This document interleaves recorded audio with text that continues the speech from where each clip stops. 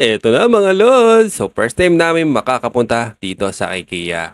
So balita ko marami daw mga sale dito at marami ka daw makikitang na gamit sa bahay. So pwedeng pang CR, pang kwarto, pang sala. So yan, may nakita agad kaming mga mura na pwede naman sa bahay ng mga 100 pesos, 70 pesos. Kaya mag-iikot muna kami dahil excited kami kasi first time kami makakapunta dito sa IKEA. So, ang dami pala mga tao at maraming mga namimili. Siguradong maraming sale dito sa IKEA. So, dahil kasi first time natin, hindi naman tayo papuli mga idol. Yun, ito lang nakita ko, 90 pesos. So, pwede na sa akin to sa mga damit ko. Shoot na yan, ilagay na sa basket. Itong 90 pesos na to, pwede na sa akin yan. At mag-iikot pa tayo, baka may mga magustuhan pa tayo dito sa IKEA. May mga yellow tag din dito na sale. Ito pa yung kitchen cabinet nila. No, sobrang ganda na pwede mo naman gayahin. At kung may budget ka naman, pwede mo naman bilihin.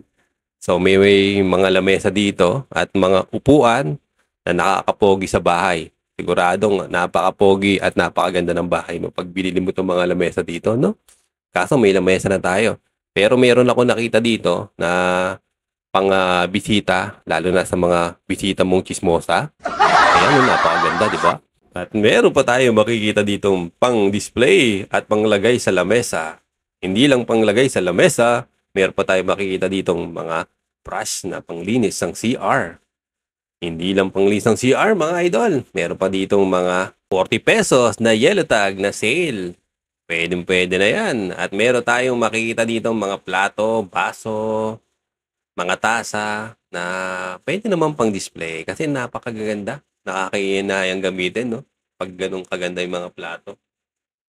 Uy, napagod na pala ako kakaikot mga idol. Buti na lang, ginising ako ng anak ko. So, ito pala yung mga sample nilang mga pangkwarto. Ang gaganda ng mga higaan nila. Oh. Marami pa tayong makikita ditong mga higaan dito at mga unan. Yung mga unan nila, sigurado malambot yan. Parang singlambot ng misis ko. Joke lang. So, ito yung mga sample nilang pangkwarto na merong pang matanda, pang bata. So, maraming magaganda dito. Tulad nito, napakaganda. Ayan, napahiga na tuloy siya.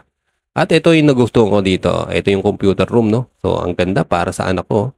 At ito pa isa, mga idol. So, nakakawala ng pagod at nakakawala ng stress pag ganyan kaganda ang kwarto mo. Diba, no? Hindi lang kwarto makikita dito, mga idol. So, may mga upuan dito na pangsala. So, ang gaganda. Tama-tama sa mga bisita nyo. Nakakapogi ng bahay. Tulad nito mga idol, kung mali lang naman yung kitchen mo, so pwede mong siyang gayahin at pwede mo rin bilihin yung gamit niya para lalong pumogi yung kitchen nyo, di ba? O, mga idolo? At meron ka diyang makikita mga baso, plato, tasa, kaldero, kutsara, tinidor, pitchel. So yan mga idol, ang gaganda. So siya mga idol, dahil napagod na kami kakaikot at pupunta na kami dito sa cashier. So bibili ka dito ng bag nila at ikaw mismo maglalagay ng item. Ilang paglalagay ang gagawin mo dito? Ikaw rin mismo ang magbabalot ng mga binili mo dito sa IKEA. Yan muna mga idol. So maraming salamat. Sana nagustuhan nyo ang video namin.